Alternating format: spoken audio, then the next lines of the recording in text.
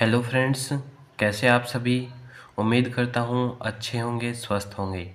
तो आज जो हमारा टॉपिक है वो जो क्लास 7th है उसका लेसन नंबर 4 है, हमारा पर्यावरण बुक से, जिसे हम ज्योग्राफी की बुक भी कहते हैं। और इस लेसन का नाम है वायु। चलिए शुरू करते हैं आज का हमारा टॉपिक। वायुमंडल। वायुमंडल क्या है? हमारी पृथ्वी चारों ओर से वायु की घनी चादर से घिरी हुई है, जिसे वायुमंडल कहते हैं। यह हमें सांस लेने के लिए वायु प्रदान करता है। वह सूर्य की गर्मी और चंद्रमा की ठंड से हमारी रक्षा करता है। वायुमंडल क्या है? जो हमारे चारों ओर वायु की जो चादर है ना, उसी को हम क्या कहते हैं? वायुमंडल कहते हैं। ठीक है। और यह जो सूर्य की गर्मी है उससे हमारी रक्षा करती है, और चंद्रमा की जो ठंड है उससे हमारी रक्षा करती है। वायुमंडल जो है वो किन किन गैसों से मिलकर बना है, चलिए देखते हैं। जो वायुमंडल है उसमें 78% नाइट्रोजन है, जो सबसे ज़्यादा है।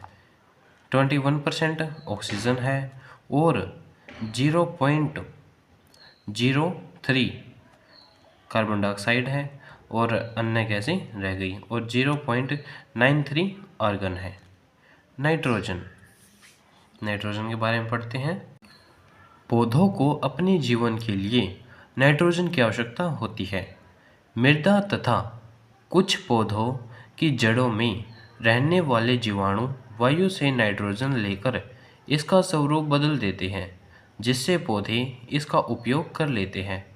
नाइट्रोजन किस लिए हेल्पफुल रहती है? सबसे ज़्यादा पौधों के लिए, क्योंकि पौधों को अपना भोजन बनाने के लिए नाइट्रोजन की आवश्यकता होती है। और पौधे क्या करते हैं? जो मिट्टी है ना, मिट्टी में जो नाइट्रोजन उपस्थित होती है उसी का पौधे ज़्यादातर इस्तेमाल करते हैं।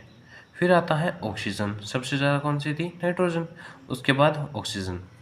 मनुष्य तथा पशु सांस लेने में वायु से ऑक्सीजन प्राप्त करते हैं। वह हरे पौधे प्रकाश संश्लेषण द्वारा ऑक्सीजन का उत्पन्न करते हैं। जो हम है, मानव है, मनुष्य है, और जो पशु पक्षी है या फिर जलीय जीव भी हैं, वे क्या करते हैं? अपने जीवित रहने के लिए वातावरण से ऑक्सीजन लेते हैं।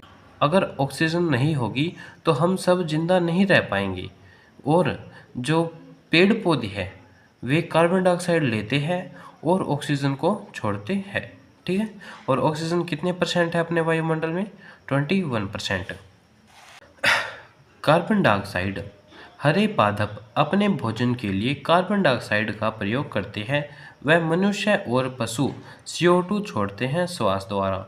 जो हरे पेड़ पौधे होते हैं वे अपना जो भोजन बनाते हैं प्रकाश संश्लेषण द्वारा, उसमें उनको कार्बन डाइऑक्साइड की आवश्यकता होती है। और जो हम ह्यूमन बींग्स हैं वे क्या करते हैं? जो ऑक्सीजन को लेते हैं पौधों के द्वारा और CO2 को रिड्यूस करते हैं, और वही CO2 जो पेड़ पौधे हैं उनके भोजन बनाने के लिए काम आती है।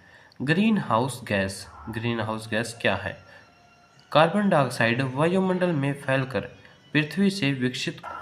पृथ्वी पर रोककर ग्रीन हाउस प्रभाव पैदा करती है। Global warming. कारखानों व कार के धुएं से वायुमंडल में CO2 का स्तर बढ़ता है। इस ऊष्मा से पृथ्वी का तापमान बढ़ता है। तापमान बढ़ने से बर्फ पिघलती है, जिससे समुद्र में वृद्धि होती है। वह कई इलाकों पर बाढ़ आती है। जो ग्लोबल वार्मिंग होती है, इससे ऊपर वाले पढ़ा, तो इसके साइड इफ़ेक्ट क्या होते हैं? वे है इसमें कारखाने हैं, जो कार है, उनके धुएं से CO2 का स्तर बढ़ता है। इसी जो CO2 का स्तर बढ़ता है इसी से ग्लोबल वार्मिंग बढ़ती है। जो ग्लोबल वार्मिंग है वो इसी से बढ़ती है। इस ऊष्मा से पृथ्वी का तापमान बढ़ता है। तापमान बढ़ने से बर्फ़ पिघलती है, जिससे जो समुद्र है ना उसमें वृद्धि होती है। वह कई जो इलाके हैं समुद्र के आसपास के, वो बाढ़ आ जाते हैं उन इलाकों में। वायुमंडल की संरचना कैसी है? वायुमंडल की संरचना के बारे में पढ़ते हैं। हमारा वायुमंडल 5 परतों में विभाजित। चलिए देखते हैं कौन कौन सी है वे 5 परत। पहली है सौरमंडल। इसकी ऊंचाई 13 किलोमीटर है। हम इसी मंडल में सांस लेते हैं। मौसम की जो सभी घटनाएं हैं लगभग इसी के अंदर होती हैं। किसके अंदर? सौरमंडल के अंदर। अगला है समताप मंडल। यह लगभग 50 किलोमीटर की ऊंचाई तक फैला हुआ है। इसमें हवाई जहाज उड़ाए जाते हैं। ओजोन गैस की परत भी इसी मंडल में है। ओजोन गैस की जो परत है वो किस मंडल में है? समताप मंडल में। फिर तीसरा है मध्य मंडल। यह लगभग 80 किलोमीटर की ऊंचाई तक फैली होती है।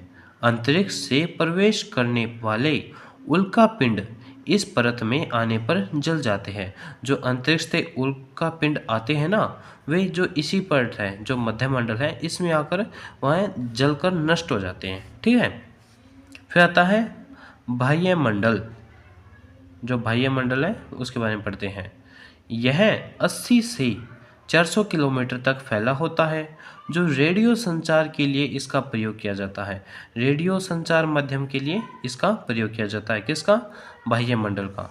फिर लास्ट में आता है बहिर्मंडल। यह वायु की पतली परत होती है। हल्की गैसें जैसे हीलियम एवं हाइड्रोजन यहीं से अंतरिक्ष में तैरती रहती हैं। इसी के साथ हमारा आज का टॉपिक समाप्त होता है। आज की वीडियो में हम बस इतना ही पढ़ेंगे। जो इस लेसन के जो बाकी बच गई है वो हम अगली वीडियो में करेंगे। अगर आपको और किसी भी लेसन की वीडियो चाहिए हो तो आप कमेंट सेक्शन में लिख सकते हैं। इसका पार्ट 2 जल्दी ही हम लेकर आएंगे। तब तक के लिए आप हमारे चैनल को सब्सक्राइब कर लीजिए। धन्यवाद।